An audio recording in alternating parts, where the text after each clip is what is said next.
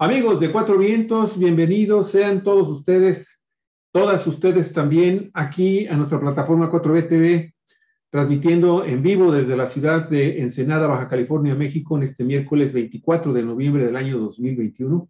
Muy agradecidos con todos ustedes, queridísimas audiencias. Qué bueno que no se va a perder esta entrevista. La verdad es que es una entrevista con uno de nuestros queridísimos amigos y colaboradores de hace muchos años ya, que él es abogado, Alfonso Torres Chávez, fíjese, abogado postulante, licenciado en Derecho por la Universidad Autónoma de Baja California, maestro en Derecho y especialista en Derecho Constitucional y Amparo por la Universidad Iberoamericana. También es investigador y doctor en Derecho Penal por el Instituto de Posgrado en Ciencias Penales y Políticas Criminales en Baja California.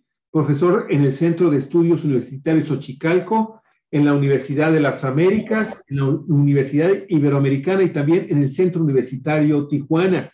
Es autor del libro Propuesta para mejorar la Ley Nacional del Sistema Integral de Justicia Penal para Adolescentes y su aplicación. Esto fue escrito en el año de 2019, así como también articulista de documentos académicos en diversas revistas especializadas y también en columnas periodísticas, ajedrez político en el periódico El Vigía y aquí con nosotros en Cuatro Vientos, Redes de Poder. Fíjese que este libro, que vamos a hablar de él en este momento, amigos y amigas, aborda la temática de los adolescentes en conflicto con la ley penal, planteando una serie de modificaciones para la Ley Nacional del Sistema Integral de Justicia Penal para Adolescentes. Esto con la meta, con el objetivo de plantear una mejora sustancial del sistema de justicia para adolescentes, el cual está planteado en el artículo 18 de la Constitución Política de los Estados Unidos Mexicanos. Es también una obra muy útil para otros profesionistas relacionados con los menores, como lo son los abogados, los médicos, los psicólogos, los trabajadores sociales y también para todas aquellas personas que se involucran en el desarrollo de los adolescentes en México. Obviamente incluye esto en el ámbito escolar y también plantea la necesidad de un nuevo esquema de justicia para adolescentes y el involucramiento de otros profesionales para el buen desarrollo de los adolescentes y su posterior reinserción social. De ese tamaño, así de grande, es la importancia de este libro, del cual vamos a platicar el día de hoy con nuestro queridísimo doctor en Derecho, Alfonso Torres. ¿Qué tal? Bienvenido, Alfonso. Te damos la más cordial de las bienvenidas. ¿Cómo están? Muchas gracias. Adelante, Olga. Bueno, pues amigas, amigos de Cuatro Vientos, lo primero que debo de decir es que es para nosotros un enorme placer estar presentando en este momento a Alfonso Torres Chávez y su obra, porque Alfonso y nosotros nos conocemos desde hace ya tiempo. Hubo un momento en que Alfonso se puso en contacto con nosotros, nos dijo que le gustaría escribir en Cuatro Vientos y sin conocernos le dijimos, órale, va. Y empieza a enviar sus trabajos y nos damos cuenta que hemos hecho una excelente adquisición como colaborador porque va a tocar temas que no cualquiera los toca, que tiene que ser un especialista, un abogado, y que va a hablar de temas muy sensibles que por lo regular se nos pasa de lado a todo mundo y que son los que tienen que ver con el sistema de justicia penal, pero en su parte más dolorosa, más difícil, que es la vida en las cárceles, el sistema penitenciario que padecemos, esa es la palabra que padecemos en México. Y como si fuera poco, nos va a hablar de este sistema de justicia penal que se aplica a jóvenes y adolescentes. Así es que nos va a hablar de una realidad lacerante que sufrimos en nuestra sociedad y que aunque nos queramos hacer de la vista gorda o mirar para otro lado, no podemos, porque son cientos de miles de jóvenes los que están atravesando esta situación. Y entonces estamos diciendo que son cientos o miles de familias que están padeciendo este problema en el país y en gran parte del mundo, por supuesto, pero nos vamos a abocar a México con un experto en el tema. Pues muchas gracias, Alfonso Torres. Sabemos que tu libro, que nació a partir de las colaboraciones periodísticas y que ya le fuiste dando tu cuerpo y forma para el libro, ha tenido un gran éxito, al punto tal de que ya se agotó la primera edición sin siquiera haberla presentado, es la que vamos a hablar hoy, y ya está por nacer la segunda edición.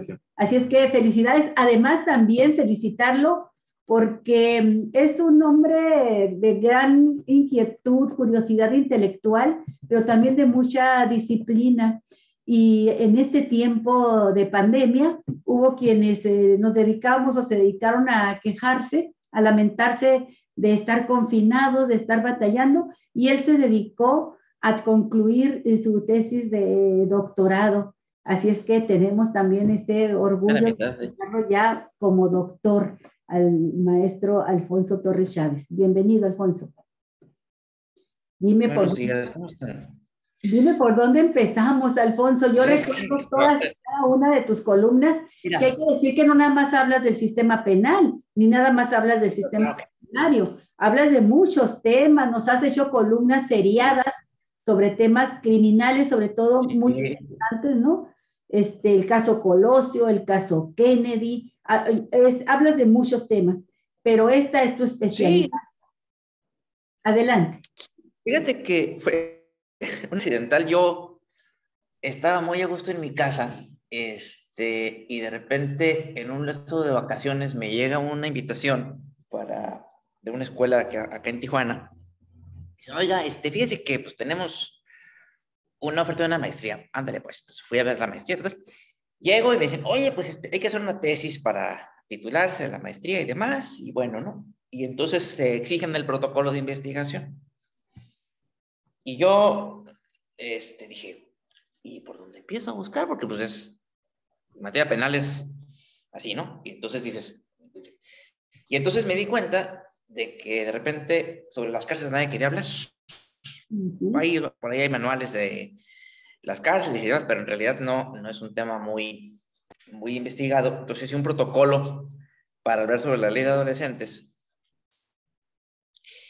Y yo de repente en Facebook publico lo que estoy haciendo, voy subiendo lo que estamos haciendo. Y un amigo maestro de UABC me dijo, oiga, ¿y por qué no se acerca con Ilsa, que es una editorial aquí en Tijuana, y les pide un presupuesto para publicar su libro? Entonces a mí me dio risa, le digo, oiga, pero es que es el protocolo, no, ni siquiera está aprobado, es un protocolo de investigación. Me dijo, bueno, pero es que si usted ya tiene el protocolo armado, publique el protocolo y después vemos qué hacemos. Y publiqué el protocolo, entonces saqué 100 ejemplares, ¿no? Y estaba en el lapso de presentar el libro, que no sé qué, cuando vino la pandemia de coronavirus y todo quedó suspendido en el aire, ¿no? Entonces comencé a vender el libro. Cada ejemplar cuesta 100 pesos, sin que sea comercial, ¿no? Y entonces, pues ahí en eso estábamos. Cuando se extiende la pandemia, pues yo comienzo a escribir la segunda edición. Estoy trabajando en eso. En eso terminé mi doctorado y demás. Entonces ahorita estoy trabajando con la tesis doctoral y con la segunda edición del libro. Muy bien. ¿No? Pero sí, realmente es lastimoso. O sea, mira, el problema con esto es que nadie quiere hablar del tema de las cárceles, ¿no? Está en la agenda. Ahí todo el tiempo he estado, siempre he estado. Yo estoy seguro que no es un tema de dinero, o sea, dinero hay para hacer las cosas como se debe hacer, pero se gasta en otras cosas, ¿no? Y uno ve el sistema y dice, ¿y aquí cómo vives, no? O sea, está...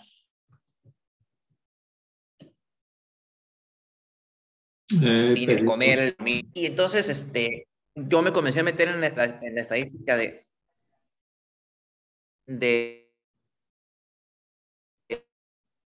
tenemos un pequeño problema de conectividad. Déjame, voy a salir. El problema... Estás en Tijuana, ¿verdad, mi estimado Alfonso? Sí. Ok. Mira, voy a dejar Continúa, por favor, con tu exposición. Yo ahorita corrijo. Muy bien.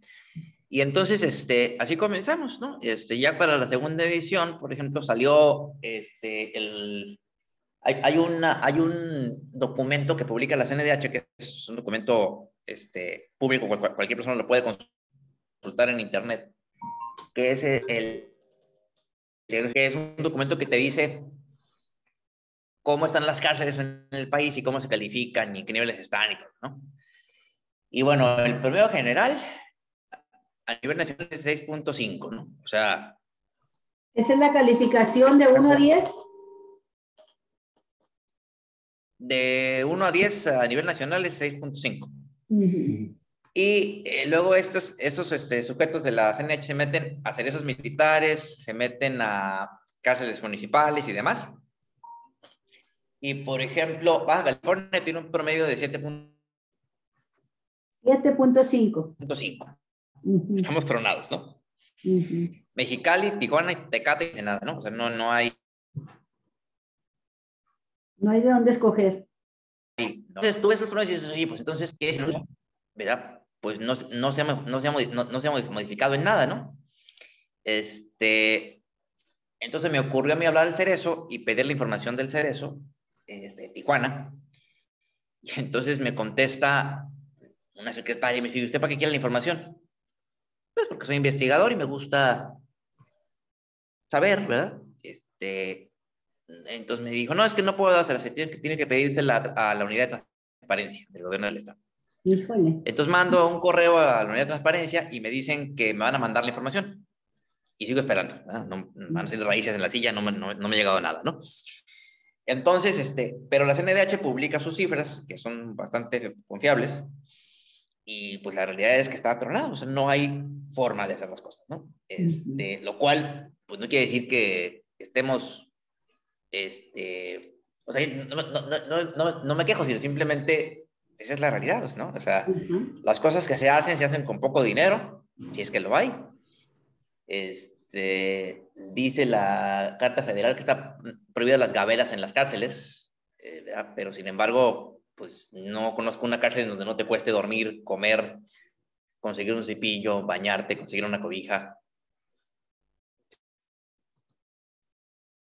O sea, caer en la cárcel, Alfonso, es caer en manos de una mafia que te va a estar cobrando por todo, te va a estar extorsionando y pues le sale caro a quien puede pagarlo y le sale peor a quien no puede, porque me imagino que hay algún tipo de venganza si no pagas.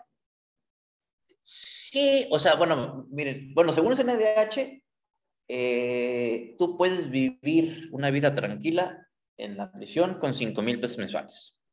Híjole. ¿Ok? Ahora, dices, es que trabajan los presos. Sí, trabajan los presos. Pues hay talleres de orfebrería, talleres, etcétera, ¿no? Sí, pero ¿cuánto les pagan? ¿No? Entonces la familia es la que está pagando el abogado más gastos de representación, ¿verdad? O sea, que te cuiden las espaldas, que te cuiden la comida, que no te metan cosas extrañas en los alimentos, que puedas dormir tranquilo, que consigas una cobija, un cepillo de dientes, pasta, jabón. Todo cuesta. Claro.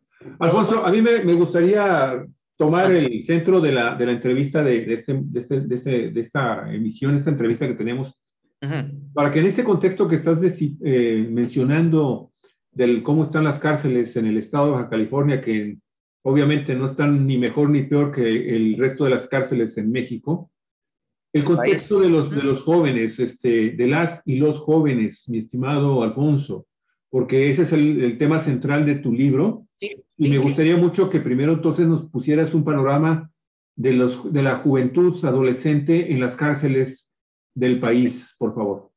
Mira, la mayoría de los chavitos, no quiero sonar sexista, se meten en broncas por estupideces, ¿no? O sea, se roban un galón de leche, se roban pan.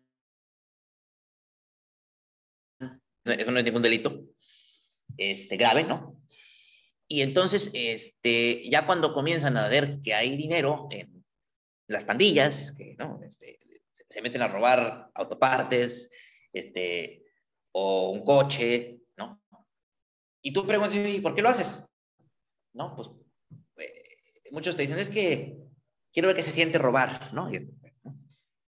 Pero el año pasado, por ejemplo, salió el famoso caso del Ponchis, que es un chavo de 14 años, es un sicario, que lo apresan, y entonces cuando la policía le pregunta a qué se dedica, dice, no, pues es que yo, así como, ¿no? Soy sicario. Y pues yo me dedico a matar personas, así con la mayor tortura, ¿no? Y mira, yo por matar a alguien te puedo cobrar 50,000 pesos, me depositas 25, voy y lo busco, y ya que lo ubique me das otros 25 y lo mato. Así de frío, ¿no? Y entonces, el criminólogo que lo entrevista dice, no, pues es que tienen una psicopatía, es gente loca, ¿no? Desde muy jovencitos. Entonces tú dices, ¿y por qué un joven que tiene toda la vida por delante, que está sano, de repente pierde ¿no? Y nadie se explica por qué. De repente es una conducta que se da, pero la mayoría se mete en problemas por probar, que se siente la emoción de robarse algo, ¿no? Un coche, asaltar un banco, ¿no? Y luego se dan cuenta de que, pues, obviamente no tiene nada emocionante y no es como las películas, ¿verdad? Es una situación particularmente grave porque en realidad te estás metiendo en un problema, ¿no? Y entonces ya cuando caen en un centro de reinserción dices, ¿y ahora cómo, no? Y se supone que la ley de adolescentes salió para resolver problemas, pero en realidad los complicó más. ¿Sí? Sí. O sea, desde el 2005, en la Carta Federal hay un apartado, en el artículo 18, que dice que los adolescentes van a ser tratados con un sistema especializado de justicia, ¿no? Y entonces toma uno un curso para especializarse y lo que quieran, y ser juez de adolescentes. Pero la ley de adolescentes que salió ahora en el 2019, que está vigente, por ejemplo, tiene problemas de clasificación, ¿sí? ¿No? La ley clasifica igual a uno que se roba el pan en la tienda de la esquina que al que es un violador o que hace un banco, ¿no? Y entonces es igual de peligroso el que se roba la leche del Oxxo que el violador. Y dices, ¿y por qué? ¿No? Pues porque en realidad la ley no te obliga a hacer exámenes de peligrosidad, ni te obliga a hacer dictámenes de psicología, y eso se hace hasta que el adolescente llega a un centro de reinserción. Entonces se supone que una vez que el psicólogo ya evalúa cómo está de la cabeza, a ver a dónde lo mandan, ¿verdad? Pero en la práctica, pues conviven igual los adolescentes que se roban la leche con los que son asaltantes bancarios o violadores, ¿verdad? No importa la psicopatía que tengan. Y ese es un problema de inicio. Y luego, ¿qué sucede más adelante, Alfonso, ya en el sistema, una vez que ya están en un centro de rehabilitación? ¿Qué les espera? Pues mira, en teoría se supone que deben de aprender un oficio, carpintería, orfebrería, no sé, hacer manzanitas, palitos, para tener un trabajo en la calle, ¿no? Entonces, hay quien dice, no, pues es que yo decidí estudiar, pero finalmente llegan hasta la universidad a veces y terminan una carrera universitaria dentro de la cárcel, que sí lo hay. Y yo te dice, no, pues es que aquí no puedo hacer nada, mejor me quedo, ¿no? En realidad no existe un ese es tu problema. Pero se supone que ya una vez que están en prisión, les inician el procedimiento. Y entonces hay un juicio especializado que dura más o menos, no sé, él resuelve qué va a pasar, ¿no? Ahora hay unos centros de internamiento que les llaman, que son centros para jovencitos, ¿no? Y dentro de los centros hay programas de carpintería, de orfebrería, de tlapalería, etcétera, ¿no? Para aprender un oficio, y que salgan y se rehabiliten, ¿verdad? Pero adentro, pues, o sea, conviven con alcohol, con drogas, pues, es muy complicado realmente que lleguen a un... Pero funciona bien, o sea, no, tampoco es asunto de latigarse la espalda con un flagelo, ¿no? O sea, Oye, hay manera de Alfonso, hacerlo. permíteme hacerte una pregunta, porque a mí me Sí, está claro. saltando una duda y no quiero quedarme con ella después que se me pase preguntarte. Dime. A ver, el sistema de justicia de México no tiene lugares de reclusión especial para los adolescentes. No, las cárceles son para personas mayores de 18 años, que todavía son adolescentes, obviamente. Pero si estamos hablando de una problemática social tan grande como la estás exponiendo tú, pues estamos viendo que lo mismo pudiera, o nos estamos quedando con la impresión de que un niño, fíjate, de 8, 9, 10 años que comete un delito va a la cárcel directo y convive de esta manera con grandes delincuentes sin importar la edad de las personas, pero hasta donde yo recuerdo, hay centros de reclusión Sí. especializada, incluso que atienden a los adolescentes hasta que cumplan los 18 años. Mira. De ahí, pues ya se abre un proceso especial para ellos. Y posiblemente puedan ser encausados ya jurídicamente para ser procesados y ser enviados a cárceles ya formales, a cerezos. Si son mayores solamente. Si son mayores de edad, efectivamente, a eso me refiero. Una vez que cumplen los 18 años, no sé si cambie su estatus. Mira, pero, a ver, por favor, aclárame eso, si fueras tan amable. La mayoría de los jovencitos que cometen un delito cuando son adolescentes, ¿sí? Antes se iban a tutelares menores, ¿sí? Ahora ya no se llaman así, ahora se llaman centros de reinserción o centros de tratamiento, le llama la ley, ¿sí? Que es una cárcel de menores, eso es, ¿sí? Entonces, si tú dentro del centro sigues cometiendo delitos, cuando cumples 18 años, te mandan a una cárcel de adultos, ¿sí? Ahora, se discute mucho lo de la edad penal, por ejemplo, ¿no? Hay estados de la República en donde eres imputable penalmente a partir de los 14 años, ¿no?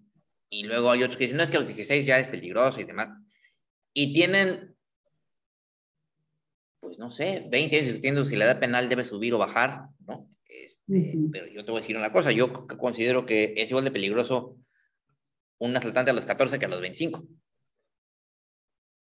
¿no? O sea, si eres un delincuente consumado, eres peligroso desde que eres un jovencito. Entonces, normalmente lo que les pasa a estos sujetos es que entran a una etapa de reinserción en los centros de tratamiento que le llaman ahora, y si siguen cometiendo delitos dentro del centro, de adultos los trasladan a una cárcel regular, como las conocemos todos, ¿no?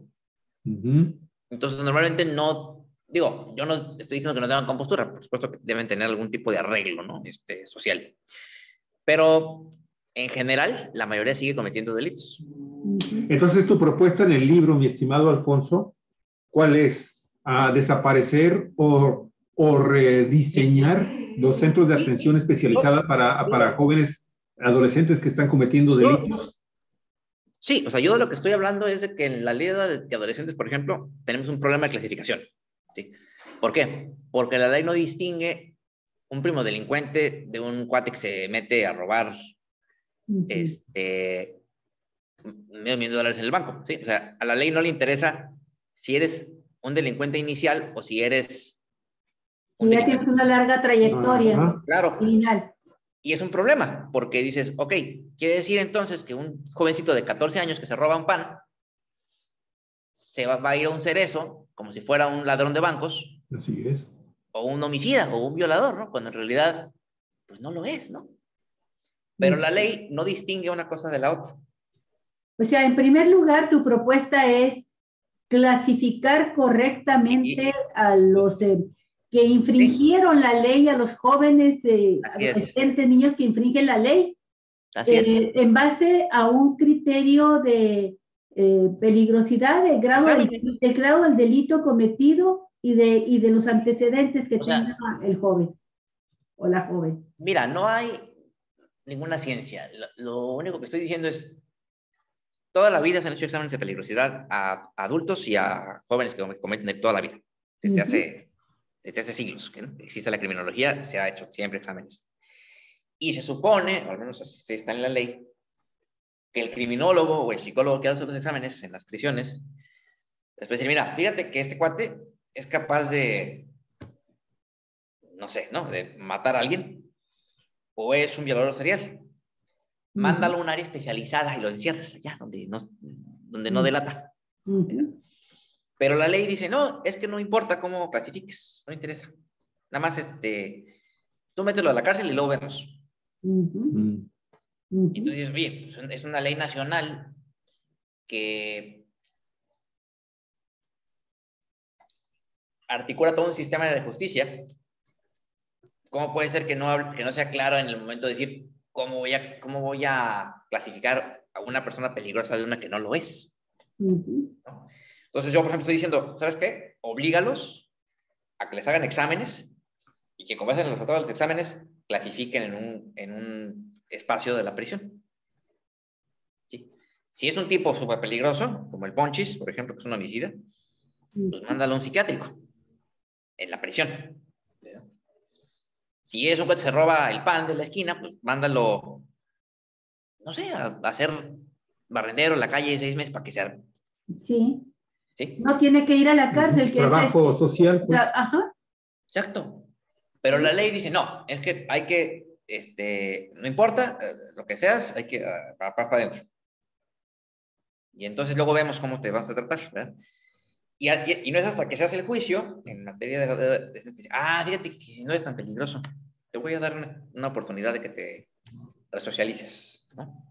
Entonces yo estoy proponiendo que se cambie la clasificación de la ley, que se haga una tabla de las edades etarias, es decir, mira, un chavo de 14 que se roba el banco o que es un ladrón de pan, hace esto y esto y esto. Eso es lo que no existe.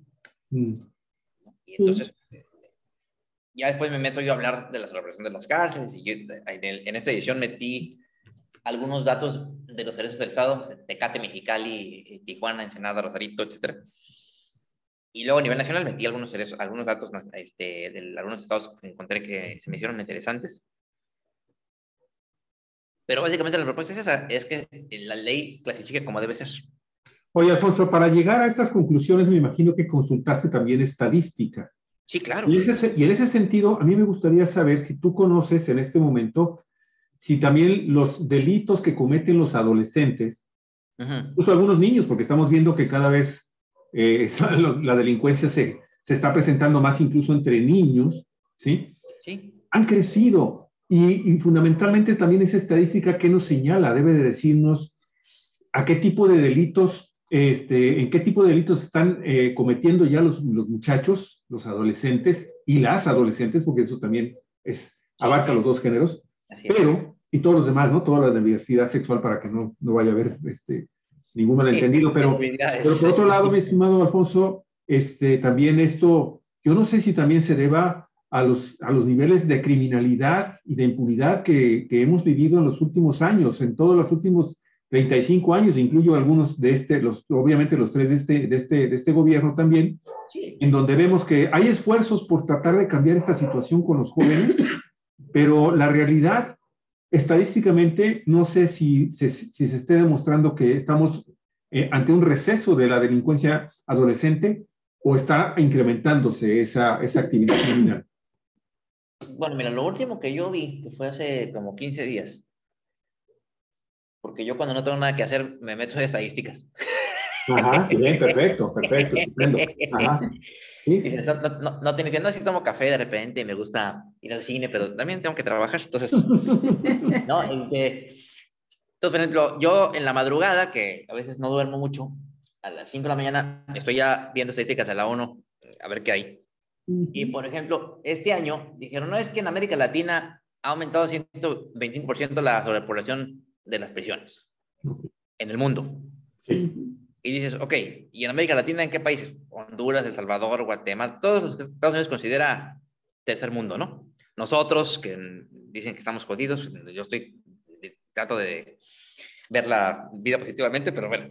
Pero en general, sí, está muy mal porque, miren, cuando el presidente dijo que a los capos, por ejemplo, como el Chapo, pues que eran delincuentes porque sus mamás no los querían, ¿no? O sea, yo no me imagino a la mamá del Chapo abrazándolo para que, ay, mi hijo, no seas narco, mi hijo, no, no, eso es malo, ¿no? O sea, por Dios, no, es una estupidez. Sin embargo, el hecho de que el presidente lo diga es grave porque dices, ok, entonces quiere decir que el jefe de Estado está diciendo que la policía municipal, la policía del Estado o cualquiera debe hacer una campaña de abrazos contra los delincuentes. Graves, ¿no? O sea, dices, un Chapo Guzmán, un Caro Quintero y eso, ¿no? Bueno, pero eso te refleja que entonces el Sistema Nacional de Seguridad tampoco está muy padre, porque dices, ¿y entonces dónde queda la realidad es que este sexenio no hay una estrategia de seguridad en ningún punto, no existe, ¿no? Y ya pasaron 3 años desde que entró el señor a la presidencia y yo no veo de dónde va a sacar, no sé cómo le va a hacer para resolver según él el problema, porque dice que concentrarse a hablar es suficiente. Eso es una mentira, ¿no? Ayer me mandan un correo de INACIPE y un investigador de ahí, que es amigo mío, me dice, es que ve las cifras. No, pues digo, pues es que estoy viendo, doctor, que aumentaron, ¿no? Me dijo, sí, 162%. Robo de transeúnte, robo de casa habitación, robo de vehículos, en promedio, a nivel nacional, nada más en México.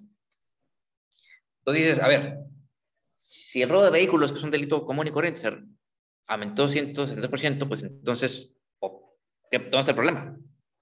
El problema es que no hay una estrategia de seguridad definida. Y lo peor del caso es que el hecho de que el jefe de Estado te diga que abrazar a un delincuente es una solución del problema, dices, pues entonces, ¿a dónde vamos, no? O sea... ¿Esto cómo lo trasladarías al caso de los adolescentes, Alfonso? Pues, mira, yo estoy seguro de que la primera base de todo está en la casa. O sea, si tus papás te educan bien, no tienes por qué ser un chavo banda, ¿no? Adaptado social. Así es. Como les dicen a las Sí, personas. sí. O sea, en realidad hay forma de, digo, obviamente no estoy diciendo que va a desaparecer y mucho menos eso. Sería una tontería decir, no, es que ya no va a haber, no, no, porque la realidad es que el sistema así es, ¿no? Nuestra sociedad además nos ha obligado porque cada vez se aprieta más el bolsillo y entonces dices, ¿y ahora cómo le hago, no? No traigo dinero para los chescos y no traigo dinero para lo más elemental, ¿no? Sí, porque también en apego a la realidad y a la verdad es que pues tampoco le podemos en este momento echar toda la responsabilidad y la culpa a un presidente que tiene 3 años cuando tenemos más de Claro. 50 años con un desarrollo, un modelo de desarrollo económico, político, social y cultural en este país, pues que nos ha dejado esta realidad en México, ¿no? Sí, o sea, si tú le preguntas a un chavo, por ejemplo, en una estadística nacional, dices, oye, ¿y qué metas tienes en la vida? Nah, pues yo quiero ser capo. ¿Y por qué? Pues que no ves que tienen coches y casas y... ¿Me explico? O sea, Sí. digo, suena estúpido, pero gente como el Chapo Guzmán, por ejemplo, ¿sí? En Sinaloa lo quieren como si fuera un santo, porque eso es la iglesia y la escuela y todo. ¿Sí? Dices, sí, pero, oye, ¿estás consciente que es un delincuente? Sí, pero ayuda más que el gobierno. Y es cierto, ¿no? O sea, si tú lo ves en una dimensión de afuera, dices, oye, pues un cuate que, aunque sea un delincuente, hace una escuela, hace una iglesia, hace casas, pues es como Escobar cuando en Colombia dijo, es que yo, pues me dedico a la ganadería, ¿sí? ¿Verdad? Y yo no tengo la culpa de que la gente me quiera porque yo hago casas, porque yo hago departamentos, porque yo hago iglesias, porque yo hago... Y era cierto, ¿no? Ujú. Es lo mismo, ¿no? O sea, finalmente una persona que se dedica a cometer delitos como el Chapo Guzmán o cualquier otro, tiene un justificante social, ¿no? Y tú lo ves, la gente hizo una marcha por el Chapo. Es lo mismo, un chavito de 14 años que se mete a robar el pan o que se mete a robar un coche, te dicen, oye, ¿por qué te lo robas, no? Bueno, pues porque nunca lo voy a tener, ¿no? Y entonces me emociona abrir el carro y meterme, y si me agarran, pues me agarraron, y ni modo, ¿no? Pero resulta que vas al sistema, y en el sistema donde te debes rehabilitar, estás pensando cómo te vas a defender de los demás. Entonces, la realidad es que el balance de 3 años del sexenio pues, no es positivo. Digo, la culpa no es del López Obrador, obviamente, no, de eso no, le queda claro que no es su culpa. Pobrecito, o sea, ¿no? Que es una chamba lo que le queda por hacer, pero el resultado no es bueno. O sea, lo que quiere decir que dentro de la agenda política del país algo está pasando. O sea, sí, a lo mejor yo estoy equivocado dentro de me corrigen y dicen, no, que ojalá yo esté equivocado. Pero en general el balance no es muy positivo. Ahora, lo que están haciendo, pues, está bien, o sea, pues, hay recursos para hacer eso, hazlo. Yo no digo que no lo hagas, y qué bueno que lo hagan. Pero el tema, pues, es que no se puede cambiar en un sexenio los últimos 25 años, ¿no? Entonces tampoco es culpa de él, ¿no? Sí, fíjate, Alfonso, que esto de las cárceles y el sistema de penas, que tú lo has dicho, la pena más grave que puede imponerse es precisamente eso, el encarcelamiento, pero la más grave. Lo vengo escuchando desde hace por lo menos 25 años que ha habido propuestas de organizaciones de derechos humanos, sí, en el sentido de que se deben de clasificar y tipificar mejor los delitos, ¿no? Para sí, ver la penalización. Y que no solamente en el caso de los adolescentes y de los niños, sino que en el caso de cualquier persona que infrinja la ley, habría que ver cuál es la pena real que se le pudiese aplicar que evite ir a la cárcel en los casos en que se pueda evitar, porque desgraciadamente, y también tú lo has señalado en muchas de las colaboraciones que nos has dado, la cárcel no rehabilita, es como dice la gente, una escuela para perfeccionarse en el crimen, en la delincuencia. Esa escuela es la alta escuela de criminalidad. Y esta propuesta nunca la escucharon. Era una propuesta que decía, bueno, hay mucha gente que va a la cárcel, incluso por aquellos casos de homicidios no dolosos, como por ejemplo, tú vas manejando y te toca la mala suerte. Nadie quiere matar a una persona con su vehículo, ¿verdad? Salvo en las películas donde vemos esto, y te toca la mala suerte de que atropellas a una persona y muere, o lo dejas mal herido y vas a prisión cuando no fue un crimen doloso y que se puede ver de otra manera. Sin embargo, la tendencia que se ha seguido por parte de los mismos legisladores es penalizar con mayor años de cárcel los crímenes como si con eso se fuesen a resolver. Yo recuerdo que cuando se empezaron a dar los casos de feminicidios en Chihuahua, lo primero que hicieron las autoridades es, a ver, la pena es de 30 años, vamos a elevarla a 50 años. Y los feminicidas seguían libres, ¿no? O también la propuesta que se hacía era, vamos a sacar de prisión a gente que no tiene por qué estar en prisión y que se dedique a hacer servicio social, ¿verdad? A pagarle a la comunidad con trabajo, con lo que sabe hacer bien, ¿verdad? Y legalmente, claro, que pague a la comunidad el delito cometido, claro, y así desfogas las cárceles que claro, también se convierten en problemas por el grave hacinamiento en que están. Pero en lugar de hacer eso, pues lo que hicieron fue aumentar las penas, lo siguen haciendo, y aumentar aquellos casos también que me parecieron a mí absolutamente absurdos de considerar crímenes que van de oficio, que se persiguen por oficio o que se consideran delitos graves, más que se persiguen por oficio, que se consideran delitos graves. Y entonces muchos delitos que no estaban considerados graves, al momento de que se calificaron así, inmediatamente significan cárcel. Y esto también fue criticado por criminólogos, penalistas, especialistas. Pero sí quiero, para no pasar por alto algún comentario que hiciste, tengo aquí a la vista el último informe que se da por parte de las autoridades, el conjunto de autoridades que llevan el índice de criminalidad en el país, de reincidencia de los delitos, y sí ha habido una reducción importante en los índices de delincuencia. Ha bajado. Y a propósito, en el caso, por ejemplo, de los automóviles, del robo de automóviles, es uno de los que más ha bajado. Y en el caso de Baja California es notorio esta disminución, ¿no?, del robo de automóviles. Así que no quiero entrar a las cifras, pero estamos hablando de cifras bastante altas de disminución de delitos. Sí, no, hay delitos que han bajado, ¿no? Obviamente.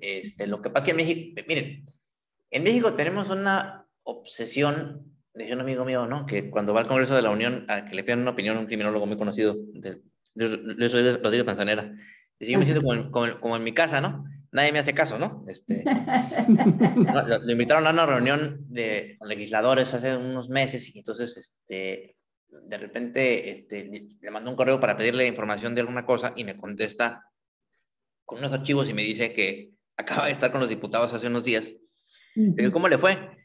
No, me dijo, pues me siento como en mi casa, me dicen, nadie me hace caso, ¿no? Oiga, qué interesante, porque presentó unas cifras de las cárceles, qué interesante, y que, pero, mira. Y entonces lo que hacemos es, nosotros pensamos que aumentar las penas, ¿no?, soluciona el problema, y tenemos años con eso.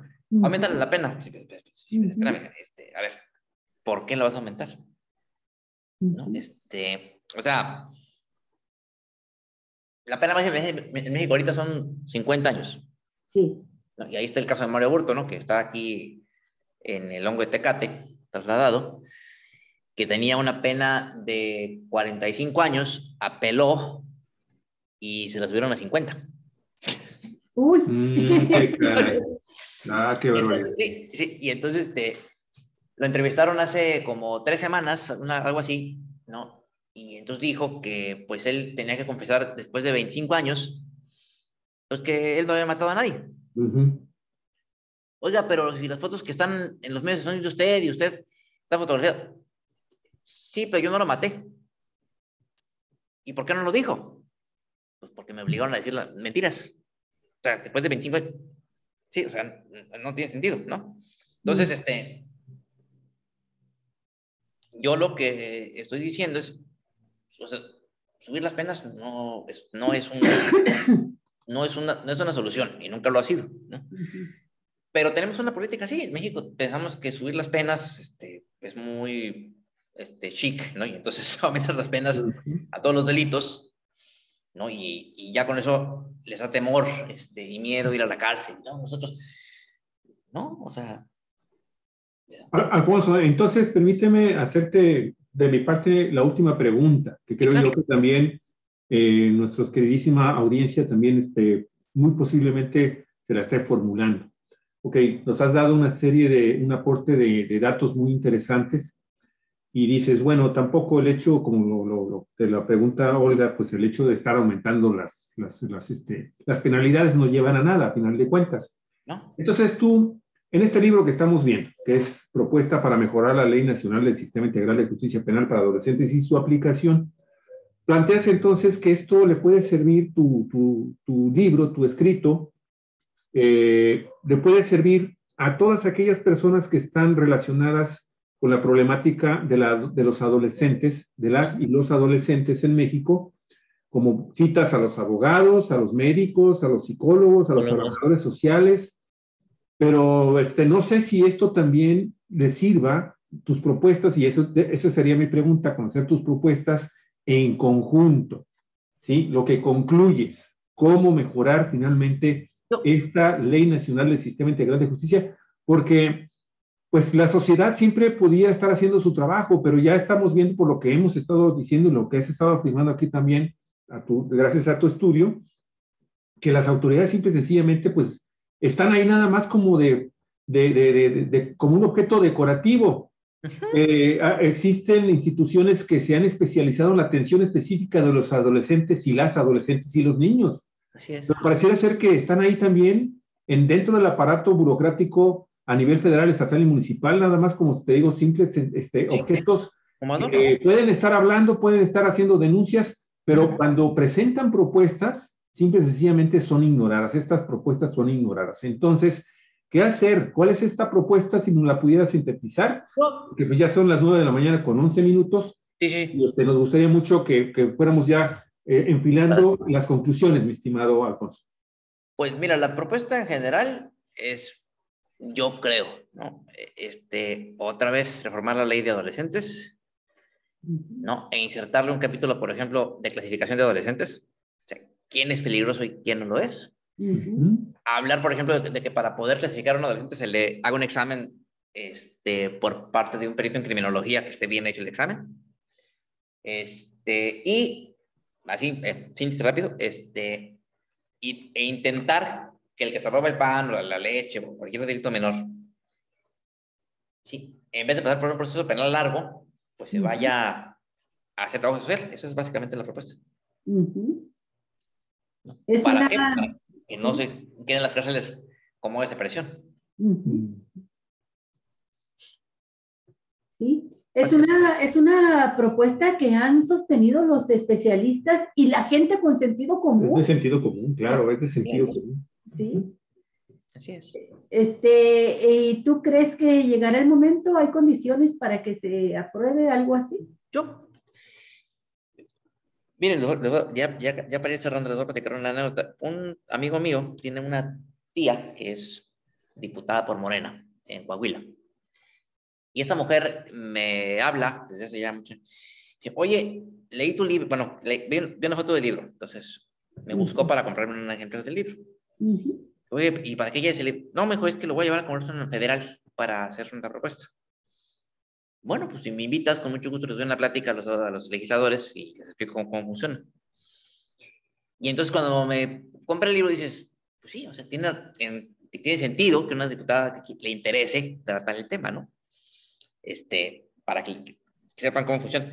Pero básicamente mi propuesta es eso, o sea, clasifícalos bien, mándalos a trabajar, ¿no? Y si van a estar recluidos en un cerezo o en un centro de reinserción de adolescentes, pues por lo menos que estén clasificados como debe ser, ¿no? Nada más, o sea... Te voy a hacer una pregunta obvia, pero hay que hacerla definitivamente. Claro. ¿En dónde está el nudo gordiano para desatarlo? En este problema que hoy nos llevó a entrevistarte, a platicar contigo. Yo creo que el nudo está en la ley. O sea, hay que empezar por reformular todo el proyecto completo, o por lo menos insertarle capítulos que no tiene. Bueno, cuando estás hablando de la ley, en realidad la responsabilidad, las leyes no se emiten por sí mismas. No. Hay unos responsables, que son los congresos, ¿no? Que son los congresos. Congreso del Estado, el Congreso Federal, perdón. Federal, en este caso, de tu ley, pero esto se debe de replicar finalmente también en las leyes estatales, ¿no? Los códigos penales y todo el sistema de justicia en Baja California y en el resto del país. Sí, claro. Sí, o sea, mira, al final hay normas estatales de adolescentes en todos los estados de la República, ¿no? El hecho de que la ley nacional te diga cómo llevar el juicio, de acuerdo con el juicio constitucional, pues sí, pero a nivel local hay una ley de adolescentes, que se supone que es un símil de la nacional. Y tampoco está clasificado como debe ser. Entonces, el problema, yo creo, es que hay que reformular todo el proyecto completo, o por lo menos meterle un parche y decir, mira, un capítulo nuevo. O sea, ¿eso lo puede hacer el Congreso de Baja California en lo particular? Podría hacerlo a nivel local, porque es en la ley local, ¿no? Pero la que rige el procedimiento, pues es la nacional. Entonces, lo que hacemos es que nosotros nos basamos en lo que dice la Ley Nacional de Adolescentes, para poder llevar a juicio a los chavitos que se roban el triciclo o la o la manivela, ¿no?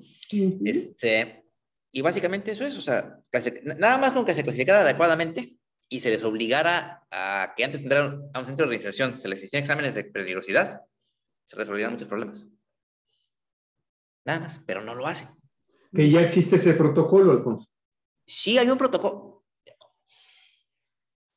Hay un protocolo de la Corte para adolescentes. Sí. ¿No? Y entonces también la Corte dijo, oye, todos los compromisos internacionales que mencionamos, que están ahí en mi libro citados y los quieren ver, son muchos, son obligatorios. Y mira, estamos obligados a cumplir con esto y esto y esto y esto y esto y esto y esto y esto, ¿no? Y uno lo ve, por ejemplo, el año pasado iba a haber el Congreso de Tokio en materia penal, que saca hay una declaración de la ONU cada 5 años que trata el tema del sistema penitenciario a nivel mundial, ¿no? Y entonces son los compromisos que adquiere cada estado que firma la declaración de que sus cárceles deben ser como los hoteles de Marbella, muy padres y con sol y alberca y todo. No, obviamente esto no existe, ¿no? Pero dice la declaración de Doha de 2015, oye, debe haber condiciones humanitarias en las cárceles.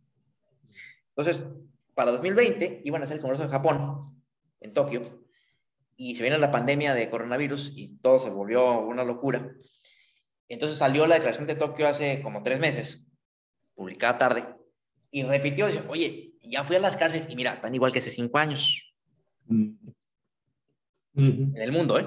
Entonces, ¿a qué nos va? O sea, cualquier sistema de cárceles debe tener una mejora cada cierto tiempo.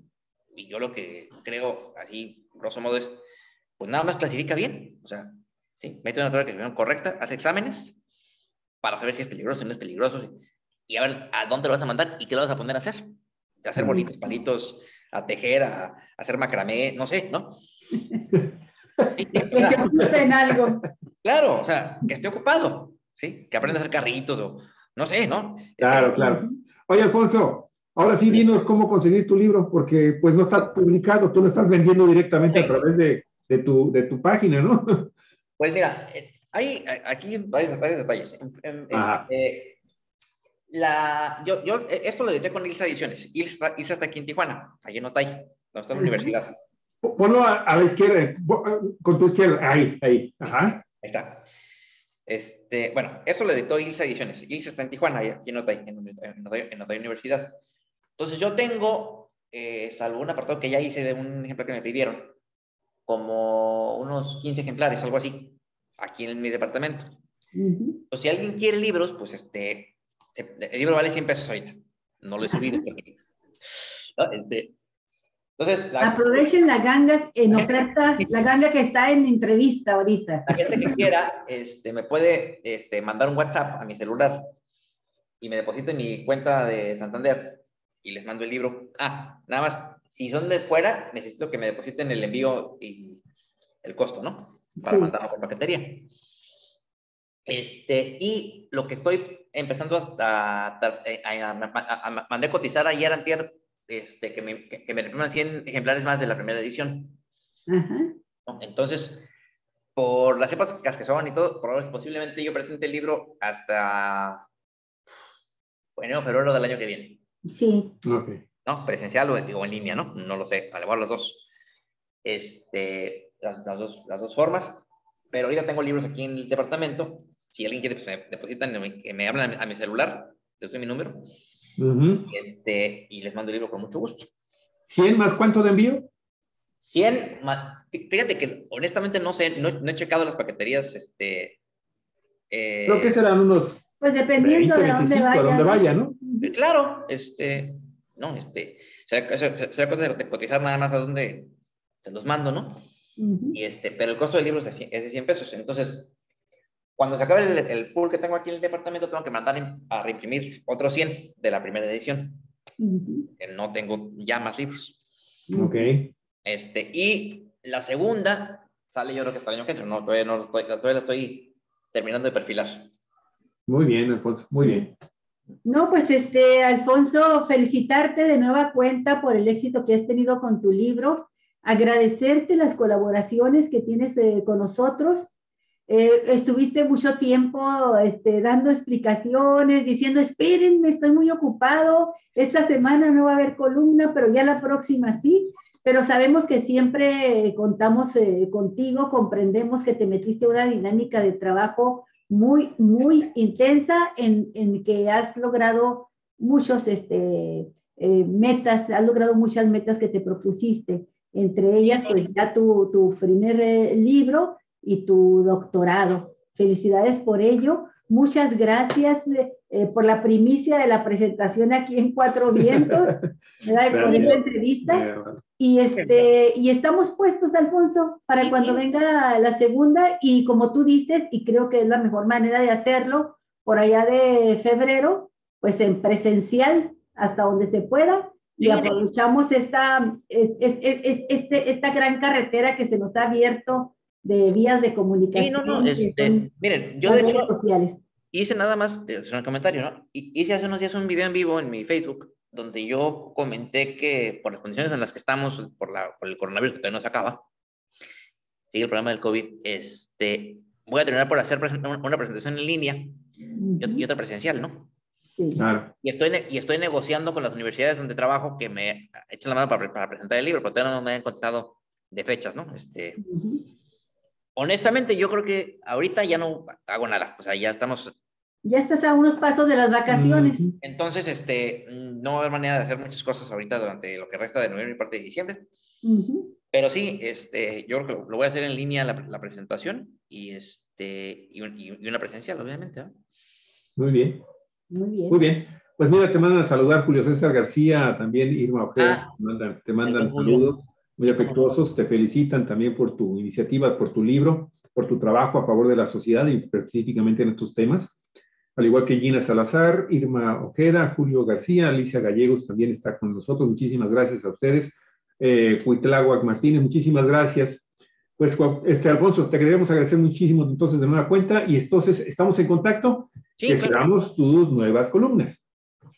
Sí, mira, de hecho, hoy estoy así como que, pero más tarde les mando algo porque tengo... Okay. No te preocupes, no te preocupes. Cuando tengas tiempo, Alfonso. Sí. Lo sabemos perfectamente, lo entendemos. Bueno. Un abrazo, querido Alfonso, amigo. Muchas gracias. Y que sigas avanzando por este camino de éxito. Muchas gracias.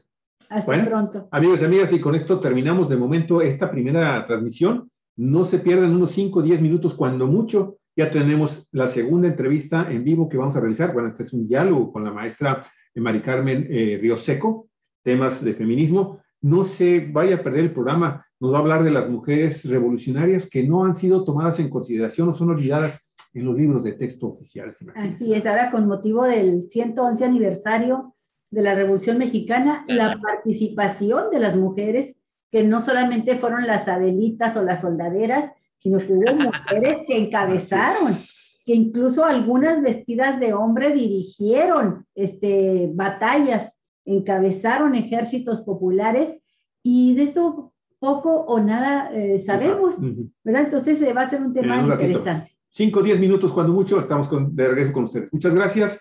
Hasta luego, Alfonso. Muchísimas gracias. Regresamos en un momentito. Hasta pronto. Hasta Cuatro luego. Vientos.